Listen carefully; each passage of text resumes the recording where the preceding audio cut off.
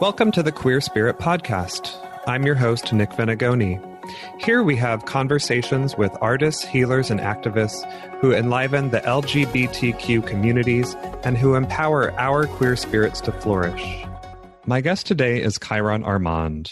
Chiron is a shamanic practitioner who empowers creatives, leaders, and visionaries to make their mark on our world and use their gifts to meet the unique challenges of our time. His coaching, counseling, and healing practice provides restorative solutions and transformative tools to help you be the change you wish to see in the world. Chiron shares his story of finding his way to this healing work and discovering the power in his ancestral lineage. We also talk about the prevalence of cursing and soul loss in our modern world and the importance of this healing work, especially for the queer and POC communities.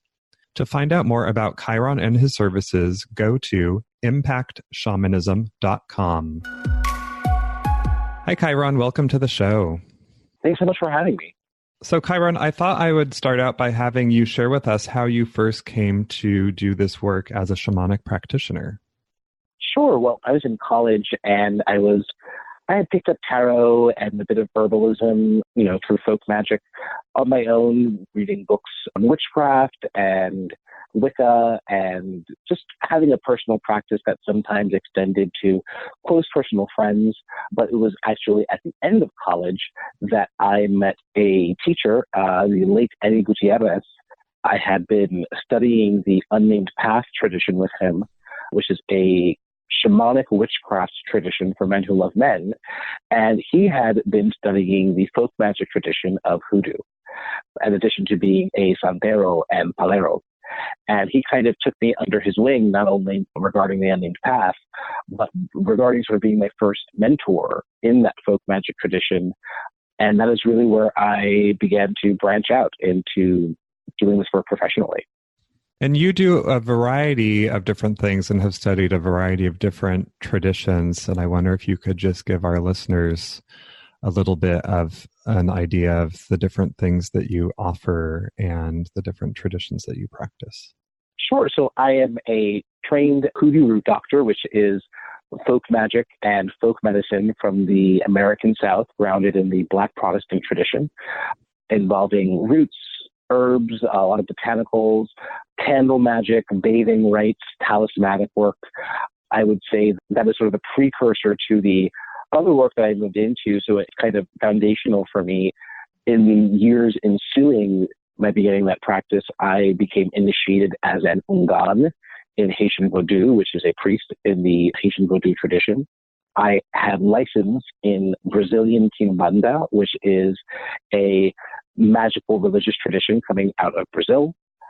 And I also am a spirit-initiated shaman, which is a little bit more complex to explain how that ties into my practice. It's an overall experience over the past 5 years I had, beginning with a shaman sickness experience that started in Greece on the island of Naxos, and leading up till about a year ago, throughout which deities from a number of different pantheons entered my life in kind of harrowing ways to rewire me and express their relationship to my work in this lifetime and my soul's purpose. And I guess in some ways that experience led me to step into a kind of devotional polytheism. Devotional polytheism to me being persons who revere the gods and honor the gods and seek to work with them in a way that is respectful, that has reverence, that connects the old world and the new world. Gods do lay claims on people's lives and call them to their service. And they can be honored in ways that are just not just magically related, but in ways that serve life. So much of the work that I do, I would say, is about reconnection, reweaving threads between parts of ourselves unto ourselves, parts of ourselves unto each other, whether we're talking about healing relationships and healing families, as well as, parts of ourselves in the past. The past 6 months of my own have been deeply drenched in personal ancestral work regarding especially my father's lineage. and seeing how sort of seemingly disparate threads, like what does this, black guy in New York and his, dad's dad from Washington, D.C. have to do with, say, Dionysus? And the truth is everything. And having my devotional polytheist practice support things that I'm reclaiming from my ancestral line, all of these seemingly disparate threads of my practice actually come together, at least in my perspective, in really beautiful, coherent ways. Do you mind sharing a little bit of what you've learned about how Dionysus has been connected to your ancestral lineage in that way? I think that's a really interesting topic. I began doing shamanic healing work on myself before my shaman sickness really kicked in. I was working with a couple of different shamanic practitioners, learning about soul retrieval, bringing parts of myself back to myself. And I think there's something really strong that can be said about the power of loss. We often don't know what we have until we've lost it, as we know. But that is so true when it comes to issues like soul loss, when it comes to pieces of ourselves that have broken off due to trauma, often in early childhood, though not all the time. And to be engaged in a practice, working with someone, at least until one is adept enough to do it on their own, to be engaged in a practice where a soul part is identified, retrieved in the spirit realm, retrieved from that kitchen where mom said the thing that shattered you, or from the living room when you saw dad walk out for that last time, to have that piece, that 4-year-old, 9-year-old piece brought back to you, identified, told, this is a part of you that is holding, not only, has been carrying this trauma, but has also been carrying all of these gifts that maybe you've forgotten about. Being engaged in that kind of practice for a couple of years before my own shaman sickness kicked in got me to understand myself better. I didn't realize, I'm kind of a funny guy with these musical talents and this charisma. And I thought it was just, it was just stuff I was taking for granted. So I spent a few years, I'm not saying this is not ongoing work because it is, but I had already spent a few years exploring different parts of myself and coming to know them as special parts of myself, coming to know them as my own medicine. And I had this unique experience where my younger brother came in to do a session with me. And I remember journeying for him and coming out of the journey really confused and thinking to myself, God, am I that off? Is my antenna that off? He seems like he has so many gifts that are like my own, related to performance and speaking and charisma. At the end of the session, I was like, oh, these are ancestral gifts. Of course he has them.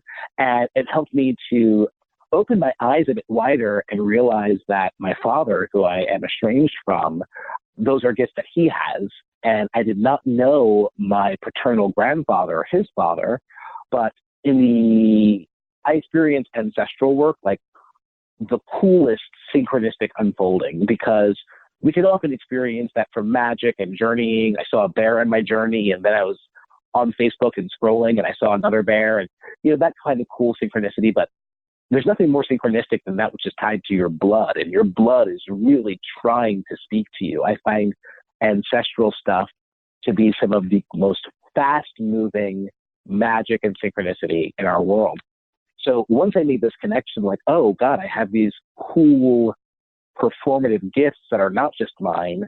I share them with my younger siblings. I can trace them back to my father. And then there's this blank spot in the ancestral line that I wasn't paying attention to until I had a very interesting reading with a person in the tradition of Santeria. And this was a couple of years back. The Santeria diviner said to me, we don't really have a perspective on reincarnation in this tradition, but did someone die shortly before you were born? And I said, yes, actually my father's father. And he said, the way this is looking in this divination, I'm going to have to say you're the reincarnation of your dad's dad. Either that or he's just walking really closely with you, but that's something you need to look at and heal. So here I have this person that died before I was born, that my family never really spoke about, but I'm beginning to imagine that, God, he was probably carrying some of these performative gifts too, which has led to me uncovering a deep pain in the ancestral line, a deep pain regarding sort of the connection between performance and fire, and the ways in which power, performative power, was put down in that lineage due to racism and colonization, due to the fear that a powerful black male body elicits in our culture. And I think that that unconscious power loss that took place in the lineage actually led to my grandfather engaging in substance abuse and dying before I was born. I mean, honestly, if he had not died, I would not have been born, because I would have not become the reincarnation of him. I would have been someone else. But I'm sort of picking up these threads and recognizing that I am supposed to be picking up an ancestral lineage related to the power of performance, which is Dionysian, related to the element of fire. And so much can be said about fire and revolution and chaos and ecstasy and how those all relate to the Dionysian mysteries. Wow. That's a fascinating story, and the way that all of those threads have tied together. Do performance as well as your outside of your healing work? That's the goal. It's been a while. I went to college, and interestingly enough, before our Dionysis was even, in my realm of thinking, I spent all of my undergrad looking at the relationship between theater and ritual. I was trying to understand the powers that both of them brought and how they could be combined. So I did a lot of acting in undergrad, a lot of directing and writing. With my master's degree, I took a slightly different turn. I was looking at performance from a more academic angle, looking in the performance studies field, which is a little bit more socio-anthro. Actually, I call the growing field of performance studies queer secular animism, because its whole premise is that everything is performing at all times. The lamp in my room aesthetically is performing on me. It really doesn't get more animistic than that. And in the ensuing years, my work took a very strong detour toward understanding mysticism, understanding folk magic and African diasporic religious practices, many of which carry a performative element in them. And even my teachers in those traditions recognize the performative medicine I carry and were always pushing me more toward performative elements. I would hear them and I would say, well, yeah, that makes sense because I studied performance, but I really can't reconcile what I'm doing now with performance. And I'm realizing that part of that difficulty reconciling that was due to this ancestral piece that I've been healing as of late. So the goal is to move more into performance and film soon. Mm-hmm. So getting back to your healing practice, what are some of the common issues which people are seeking your services for currently? People often seek my services because they are aware of an ancestral issue that they've been facing. I often laud people's ability to track information in their own lives. One can be mired in an experience or difficulty or conflict that they're experiencing, but sometimes if you really, prayerfully take a wider view, you're like, oh shit, my sister's been experiencing this. Like, oh wait, we haven't had luck in this family in 3 generations. What's going on? And people sort of wake up to that and they come to me, seeking advice about family and ancestral issues a lot. I would also say that people often come to me because they recognize some gap in their own lives in regards to what they think or feel they are called to and deserve in order to do great work in this world. This is something that you and I were just talking about before we started recording. In order to do great work in this world, we have to have great stuff. If you don't have the bricks, you can't build the building. And that great stuff might be, a mother's love. That great stuff might be a lot of money. That great stuff might be a lot of self-confidence. So oftentimes people come to me recognizing that there is some calling or goal that they have in mind. Often it's a calling. People often come to me because they recognize that they have some gift or calling that they are struggling to meet, either due to something that they can identify or something that they can't identify, and they don't know that they're asking this, but, from a quantifiable shamanic perspective, they're asking, what's the gap? And how do I fill in this gap? And thrill for me in my practice is that sometimes the gap is the weirdest stuff. We've lost so much when it comes to what goes into making a healthy human being because we prioritize money over people in our culture. So the birthrights that are supposed to help smooth over that moving into our world, moving into this realm, those not taking place take a toll on us. Not having the elder who's supposed to pray over you and give you your name and put, that talisman around your baby neck to make sure that those formative years, you're most empowered as possible to do what you come here to do, that's a toll.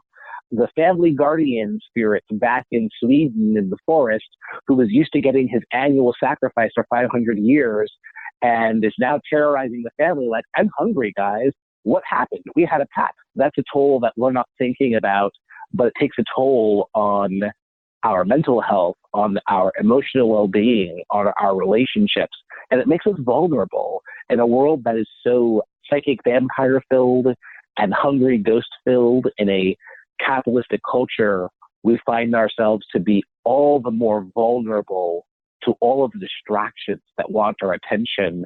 Meanwhile, we are sort of trying to run uphill and fulfill these beautiful soul's purposes that we incarnated to fulfill, and generally not having that which we need on a core level to do so. Mm-hmm. I'm also thinking about what you were saying in the story about your grandfather and about the way that being a man of color, feeling oppressed because of racism and all the other cultural things that were holding him down at the time, how this work can be so effective for working with people who are oppressed in general. And I also wonder, what are some of the ways this kind of work can specifically support the queer communities or POC communities? I would say on one hand, folk magic is a magic of the oppressed. Folk magic is the magic that is not high and ceremonial. It's often making use of nearby materials. One, looking in your pantry and seeing what's there, befriending the world around you from an animistic lens, to reach goals, to cleanse oneself, to gain control, gain the upper hand in difficult situations. From a shamanic perspective, where I'm often engaging trance work, trauma, when we're talking about POC and queer communities, we're talking about communities and persons who are the most vulnerable in our culture.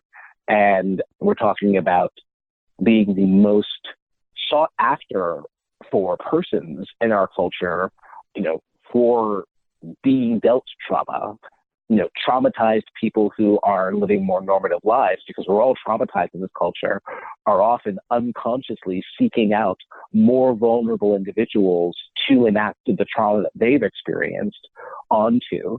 So there's so much, great political work that needs to be done, so much policy change that needs to happen, but so many of the activists and social justice oriented people that I know often experience burnout that our medical system is often ill-equipped to handle. Doing the shamanic work of gaining back soul parts, gaining back parts of yourself that you lost due to earlier traumas, can help build resilience in oneself in the face of the ongoing ills of our culture. Can I pause you for a second and ask you just to give a brief summary or definition of what soul part is when you talk about that, so our listeners understand what you mean?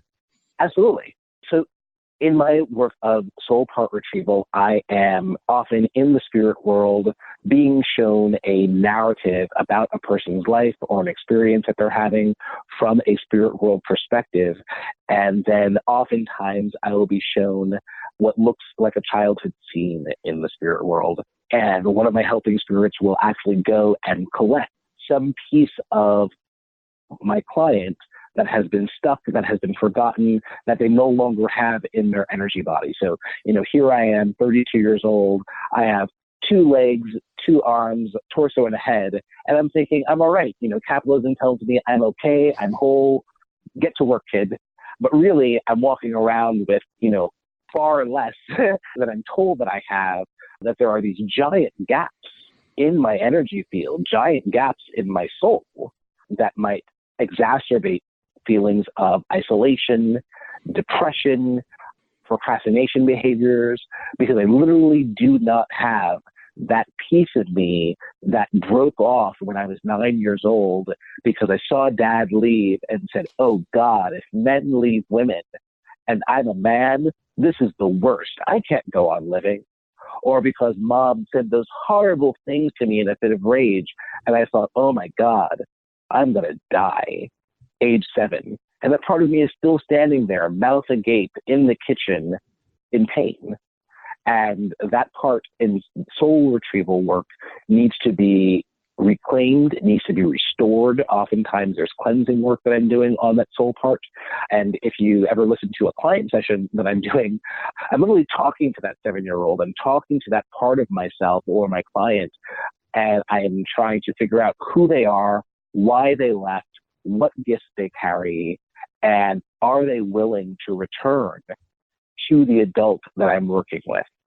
And more often than not, the answer is yes. Oh my God, I still exist 30 years from now. That's awesome. I became an adult who is powerful and no longer, at the behest of adults who were harming me then.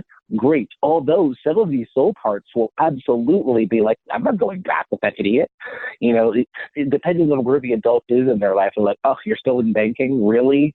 I told you were supposed to move onto the stage years ago. You knew this was your gift. And I'll actually be engaged in negotiating with this younger part of my client, brokering a deal between them and their 7-year-old part so that they can have this piece back and start moving forward. I would say that soul part retrieval shows up in about 80% of my sessions. Soul loss is so prevalent in our culture. And I would say that in regards to my modalities, one of the most rewarding things to have happen because so much can shift simply from having more of you back. Mm-hmm.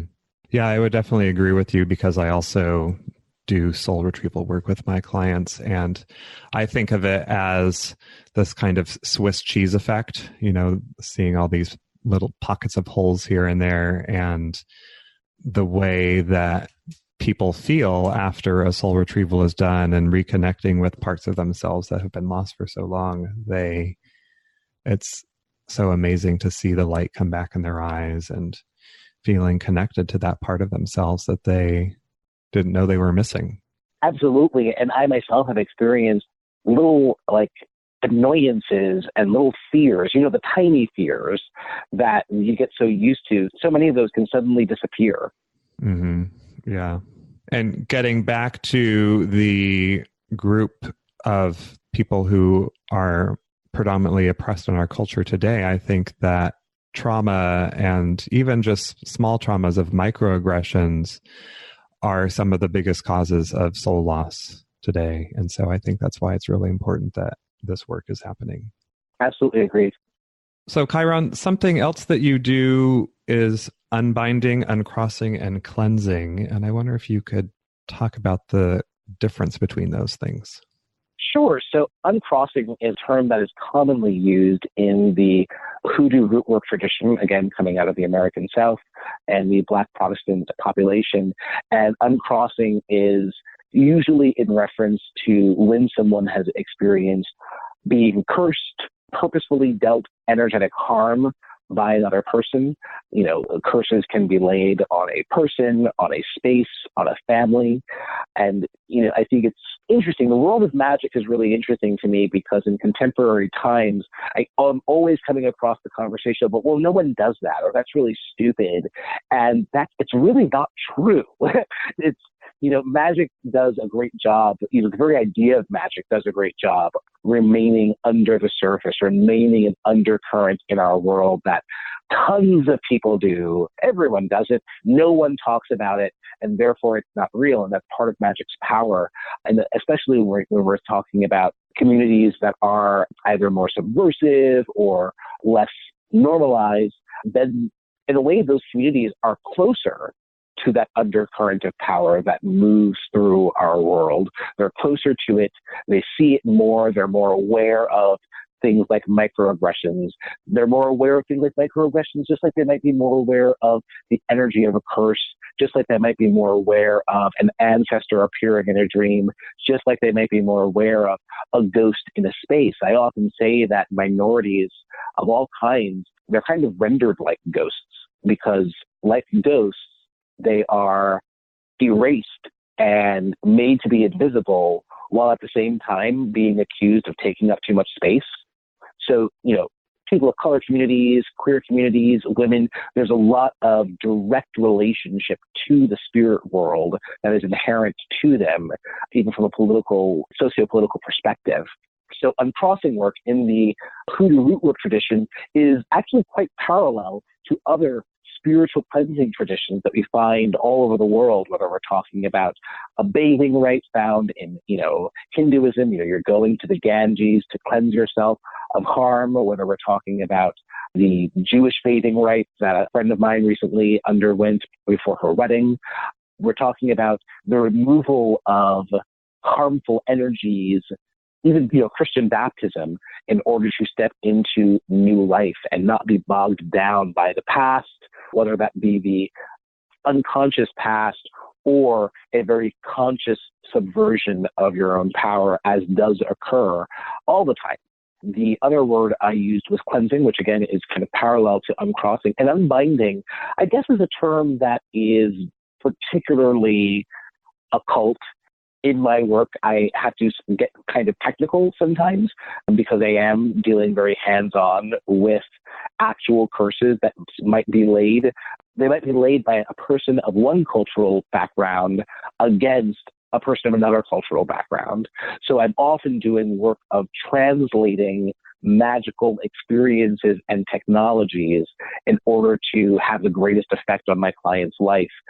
And work of unbinding might be something I might pursue if someone has been not only cursed, but bound. I don't want you to receive the help that you want to receive. I don't want you to get that promotion, or I'm going to bind you to be my lover. And then suddenly someone is saying, I'm in a really abusive relationship and I don't know how to get out of it. Or my boyfriend, we loved each other. And then suddenly he went kind of brain dead and started dating this other person and I can't contact him. These things really, someone might laugh, but these things really do occur and they are a part of the human experience. I recently made a post about unbinding because it's a perspective that can be left out of many folk magicians' practices. And I'm just a very thoroughly technical person who is often trying to investigate a situation from all angles to undo it. Mm-hmm.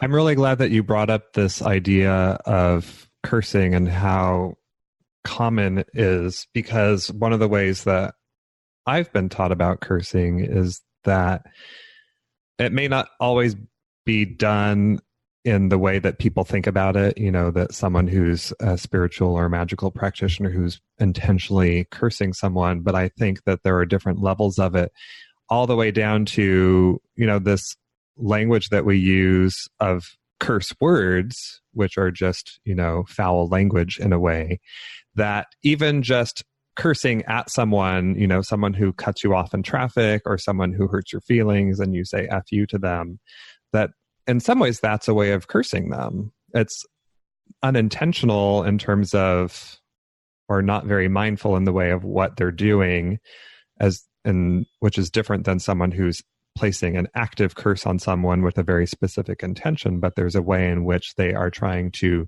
diminish someone's power or energy. And so I think there's all different levels of cursing that is happening in the world too. So I can see how that would be really helpful. Even, I think the evil eye is a great one when we're talking about, the unconscious effect that someone can have on someone else. The evil eye can be traced back to ancient times. And the idea of, someone looking at your cow with a a certain level of jealousy, and you didn't take your cow through the bonfires of Lunasa that year that the community was having because you thought you were too good for it. And now someone looked at your cow with an eye of jealousy, and your cow's not giving milk anymore because that person's jealousy is depleting your cow or depleting your baby. Certain cultural traditions, it is really bad form to compliment a child before a certain age because it said that that child is so vulnerable to the evil eye and that your compliment might hold a certain amount of jealousy in it. And in a way, unconscious projection of all kinds is a kind of form of cursing. And I think that in our culture, we are really shadow-ridden. We're really ridden by our unprocessed unconscious. And, we think about, there are certain tropes that are going around right now on social media as people are trying to understand the effect that as people are trying to understand the emotions that Black people elicit in public spaces while minding their own business. There's the meme about Barbecue Becky, the woman who saw a family barbecuing in a public park and invented a law about them not being able to do so and needed to call the police and have a standoff for 2 hours. And this was all unconscious shadow projection that, goes much deeper than her. It's cultural shadow. Our shadow, we have personal shadow.